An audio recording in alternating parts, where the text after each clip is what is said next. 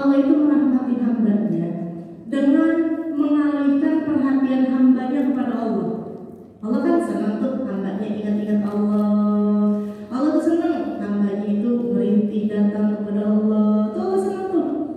Ya, makanya buat kalian-kalian yang ingat sama Allahnya lagi susah aja, jangan salahin siapa-siapa ketika Allah terus memberikan kesusahan kepada kalian. Sebab katanya Allah, kamu sih kalau lagi susah baru ingat. Jadi yang Allah dibikin susah terus. Karena Allah senang ingat hambanya ingat kepada Allah. Allah itu senang. Maka jangan salahin siapa-siapa. Kamu ingat sama Allah ketika lagi susah aja, ya nggak salah. Allah bikin kamu susah terus. Allah gak pengen kamu ingat sama Allah. Iya kan? Lagi susah, sholat Tuhannya kenceng, bangun malamnya semangat, zikiran, ya. Lagi senang, lupa sama semuanya, ya, lupa sama semuanya. Lagi butuh hajat tuh kenceng banget ibadahnya, tapi hajatnya udah dikumpulin sama Allah, ya. Dia udah lupa lagi, nggak salah. Allah nggak kabul-kabulin hajat kamu, ya kan? Ingat sama Allahnya lagi susah aja. Makanya kan saya bilang, dulu nih saya tahunya orang-orang yang dia hidupnya banyak susahnya di dunia, dia akan mendapati kenikmatan di akhirat. Dulu nih pengertian saya seperti itu. Orang yang hidupnya di dunia itu banyak susahnya, banyak penderitanya, nanti di akhirat dia akan mendapatkan kenikmatan ke surga, ya, dan lain sebagainya. Tapi ketika saya belajar, ya, saya dapati dari guru-guru saya, ternyata apa yang saya jadikan sebagai pengertian itu salah. Justru orang itu hidup di akhirat sesuai dengan bagaimana dia di dunianya. Bagaimana dia di dunianya. Ketika dia di dunianya menjadi orang yang bahagia.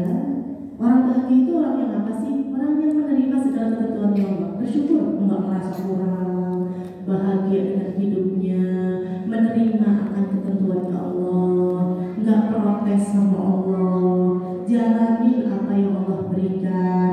Dia merasa bahagia, dia merasa tenang hidupnya. Maka orang yang semacam ini nanti di akhirat dia akan mendapatkan kebahagiaan dan kenikmatan juga. Sebaliknya, ada orang-orang yang di dunia hidupnya susah mulu, kurang mulu. Hidup tuh kayak penjara buat dia. Seolah-olah Allah itu gak pernah memberikan kesenangan kepada dia. Bukan Allah yang gak ngasih kesenangan, dia yang selalu merasa kurang. Ada aja nih yang direpotin, ada aja yang dirasa kurang dalam hidupnya. Dia udah dapet ini, melihat kenikmatan orang kok pengen, sehingga gak habis-habis. Setelah nikmat ini Allah kasih, gak pengen yang ini lagi, kepengen yang ini, gak pernah habis. Dia selalu merasa dirinya terzolimi, gak menerima segala ketentuannya Allah, merasa orang semuanya jahat sama dia. Orang yang semacam ini hidup di dunianya bagai di neraka.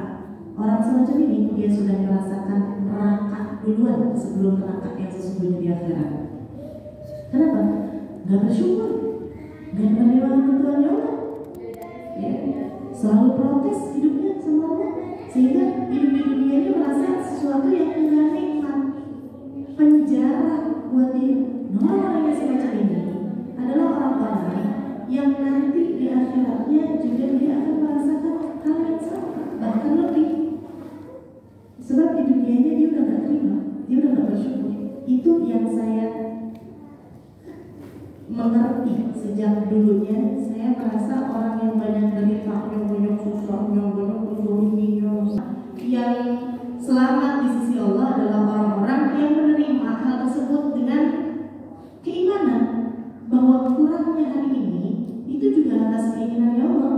Allah juga tak selalu memberikan kekurangan. Apa sih yang diharapkan dari dunia? Ya, dunia kan cuma gitu-gitu aja.